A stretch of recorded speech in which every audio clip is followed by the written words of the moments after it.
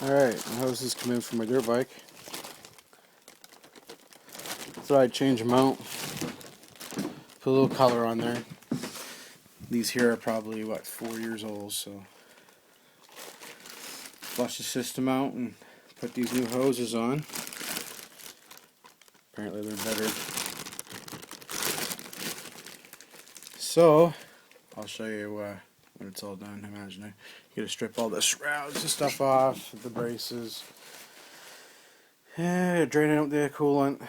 So, alright, I got the coolant drained out. Lots of videos out there on how to do a flush on your coolant. You just take the bottom bolt out here on the Hondas. And I do recommend to tip your bike over to the side, which I already done so. But you'll see some will still run out. Try to get out as much as you can. If you get a flush, I wouldn't really worry about it if you flush it out with another material product. But lay the bike over on the side, get as much out, let it set, and do it again. You'll notice there'll be some coming out. The reservoir, you pretty much either gonna get something to suck out the rest is laying in the bottom, right there. But I flushed mine, so mine's gonna be fine. Usually use Evans. I'm not using Evans, I'm using something else here. I'll show you. Using this 50/50 Global. It's from CarQuest. I guess it's pretty good stuff. It's for all aluminum rads and stuff like that. So that's what I'm going to use. If I find any problems with it, well, I'll just buy it Evans and flush it out and do it again. But they say that's fine. So anyways, I got to take the shrouds off now. So I just wanted to show you this impact driver. It's just a cheap one.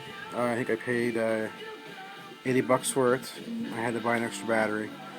But this is what I purchased this for, was just small jobs. It will drive a screw. I think this is only an 800 torque. I didn't want a great big one for doing jobs on the bike. It's just taking stuff off, and it does a very good job at that. But yeah, I just, no problem. So I usually use these here, quite quick, stripping things down. Screw the wrenches. Just wanted to show you that maybe you might want to pick up one. There's all kinds of models out there, but I figured in Canada here, this is King Canada. Good little tool. It's got a 2-year warranty on it. They'll replace it, no problems, no questions asked. Buy the little impact attachments for the end of it there. I'm just using a normal one, but anyway, just wanted to show you that.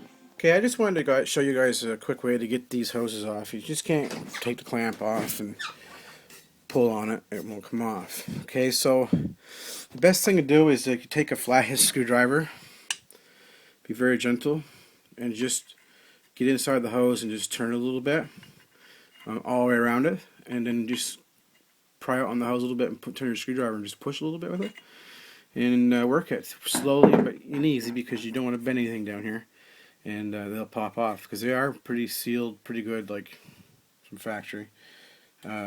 Same thing on the bottom there. You just basically do the same thing, slide your screwdriver in there and give it a little pull, so you'll just pull right off. Not a problem. But I'm going to try to clean these up and keep them just in case. Alright, there. I got it all done. Everything's back on. It's about a 40 beer job. No, I'm just joking. So anyways, I got them on. Wasn't too bad. Took me probably about an hour to put them on. There's them ones there. When it goes over. And then you have that long one that comes down around to the engine. They're all tight. I filled it up. I just started it. Let it cool down now. See how much this took into the engine. I gotta bleed it, make sure everything, all the air is out of it. I usually just fill it right up and tilt it back and forth a few times and top it off and put the cover on it. And there's one more thing I forgot to tell you is too about when you put these hoses on. You do have to cut them. They set them to you a little longer than what they're supposed to be. I imagine they do that for a reason. So anyway, yeah, you have to take the hose off. Do not cut your hose off, the old one, because you're going to need it as a guide for the length. And cut it with a carpenter knife, and then put it on. Just forgot to let you know about that. But other than that, that's it. Now what you do is you take your cover off. See how low it is? It's down there quite a ways. It was right at the top. Let's take your cover off now and start your bike.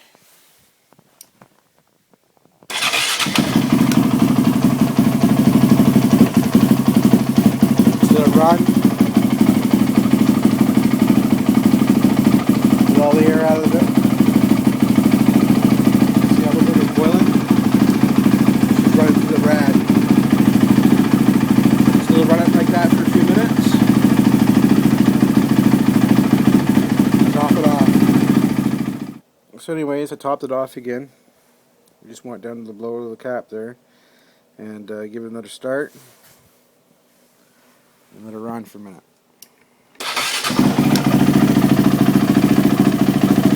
You'll see the bubbles coming out.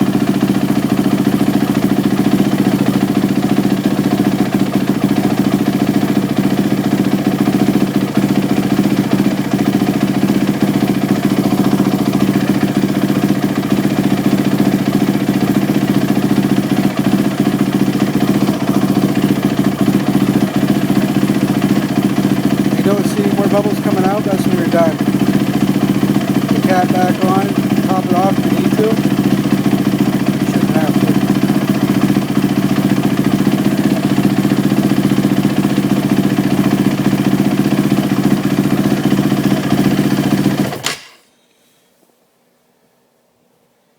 And it's done. Too fini, that's how you take the air out of your rod and your lot hoses. So that'd be about it, you guys. That's all done. Just put the cover back on, and you're ready to go for a rip. When the snow is gone. Just getting my yearly maintenance done. But other than that, she's done. Later.